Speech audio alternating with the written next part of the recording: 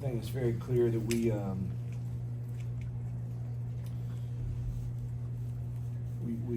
find ways to not win football games, and that's what has to change. And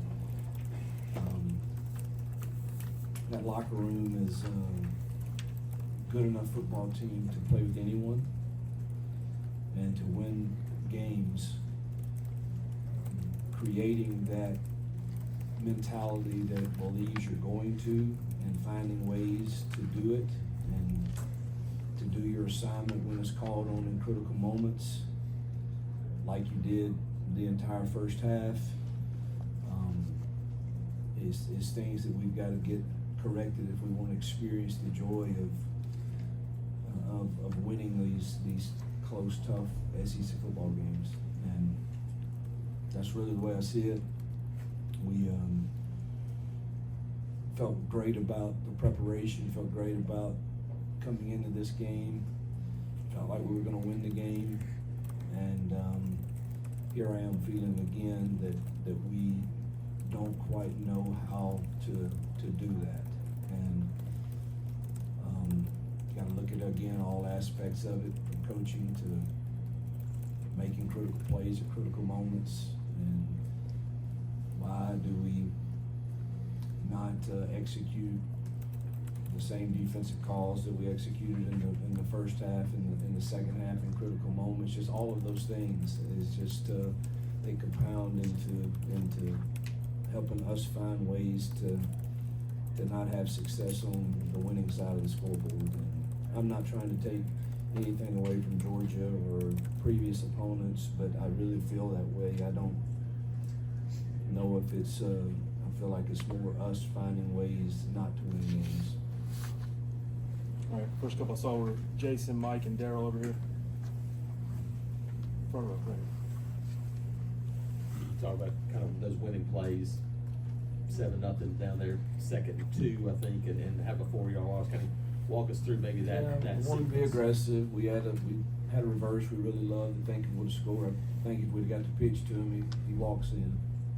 And those are, there's always calls that you wish you had over. And there's certainly one, after the result of it. I'll have to watch the film to see if if the pitch could have occurred. I'm not 100% sure on that or not. Go Mike, Daryl.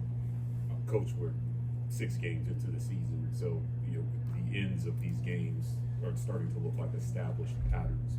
What does accountability look like for you? At this point, with the results happening again the Easy. same way. Show up to work Monday, get ready to win a football game. That's how it looks. Coach, you talk about the not finishing plays or missed assignments and not looking like you did in the first half. At what point do you decide then to change personnel to make that happen, even at the most perhaps crucial positions on the field? Yeah, it all has to be looked at for sure. We got to go study exactly why. I think we only had 4 possessions in the second half.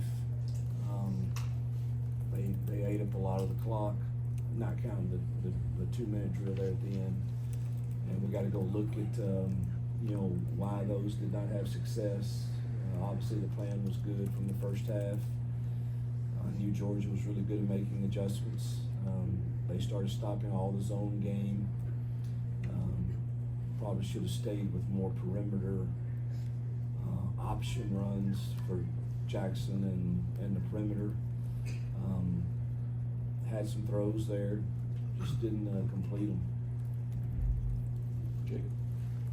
Coach, it wasn't everything in this game, but it was a lot of it officiating. And once this season, the SEC's already had to release a statement to say how they messed up. I mean, when does Auburn step up and try to make a change for plays that clearly were incorrect that didn't go your way?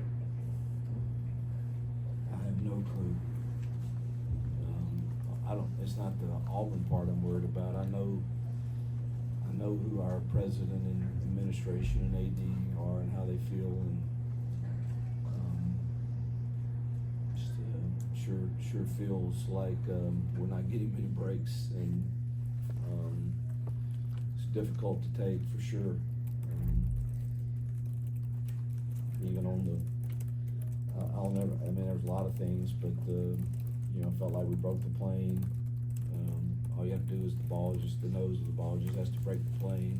I thought that was, had a pretty good shot of that on the, but it didn't go our way. And then I don't know how they either should have had a delay a game or a timeout, and not a whole new play. Still not sure what happened there, but just you know, there's a lot of times that you know, I make bad calls and officials do the same, but it certainly feels like we're not getting many of the breaks. Nathan, Brett, and the third across the front here.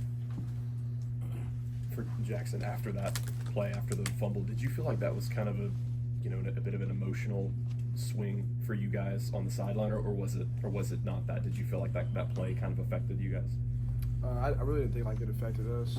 I think everybody was very positive after that, and obviously it's something that we wanted to get called our way, but you know, I don't think it affected us when the half. Still up a touchdown, so it didn't affect us emotionally, but it would have been great to have. Right. Coach, I know you said that Georgia made some adjustments going into the second half and through the second half.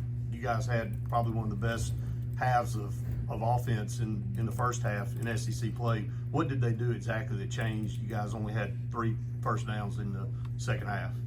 Yeah, stopped a run, and then you know, we had popped on interior pressure on one of the third downs, and then I thought we missed making plays on the others in the passing game. But they did. They started taking away the zone game. They're big and strong, and our angles weren't real good on the zone runs that we hit them with in the first half. Third straight game with double-digit penalties for you guys. Yeah. I know you're not going to agree with every one of those calls, but just the continued flags. How crushing has that been for y'all, especially on offense? Crushing. I just thought you can't have. That's what I mean by we're finding ways not to win games, and you know, I'm certainly not saying that I don't know if I agree with all of them or not. I probably don't, but you got to say that's still way too many, and that is things that will cost you close games, and that's 2 weeks or 3 weeks in a row where we've had way too many penalties. Here's Steve and Rosie, then Johnny Little. Coach, I've got 2 if I could. What was the message to the team at halftime, given what happened in that final 2 minutes? And then what did the official tell you in that, what I call phantom timeout, called by Kirby? That the side judge over there, Kirby, told him he was clapping, not calling timeout.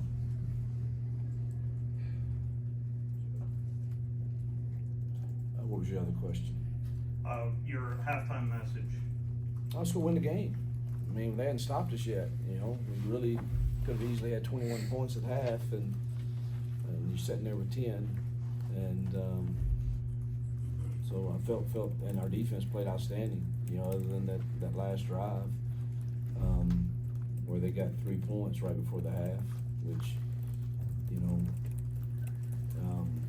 but really felt like we were still going to win the football game because of the way I thought we had dominated the first half. Just going back to your first half of offense, what are some things that you think you can build upon? I know you don't look at the film, but there was definitely an improvement through this game. Yeah, I thought it looked really efficient, balanced, and just, man, we've got to find a way to sustain that for 4 quarters if you're going to win against elite teams that are top 10 in the country.